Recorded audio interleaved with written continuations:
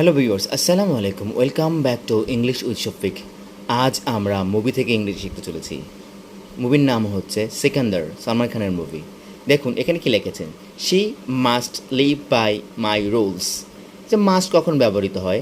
আপনার মাস্ট হচ্ছে বাধ্যবাধকতা বোঝাইতে। এই মাস্টের পর যখন অ্যাক্টিভ হবে, অ্যাক্টিভ হলে মাস্টের পরে subject plus base form of verb. Verb 1, verb 2, verb 3 যে ব্যাপারটা আছে সেটা। যেমন আমাকে স্কুলে যেতে হবে, তাহলে I must go to school. এই যে দেখেন মাস্টের পরে গো ইউজ করেছি। এখন আমরা দেখবো যে এখানে লিভ বাই মানেটা কি। দেখুন আমরা যদি একটা ডিকশনারি থেকে দেখি, to live by something means to follow I specific sets of principles, মানে কয়েকটি নির্দিষ্ট নীতিমালা, বিলিভ বিশ্বাস, রুলস অ্যাজ এ গাইড, মানে পথ প্রদর্শক হিসাবে কোনো নিয়মকানুন মেনে চলা, for your actions and life. আপনার দৈনন্দিন জীবনে কোনো কাজে কোনো নিয়মকানুন যদি মেনে চলেন তাহলে আপনি ব্যবহার করতে পারেন লিভ বাই। তাহলে she must live by my rules, তাকে অবশ্যই আমার নিয়মকানুন মেনে চলতে হবে। মানে আমার বাসায় যদি সে থাকতে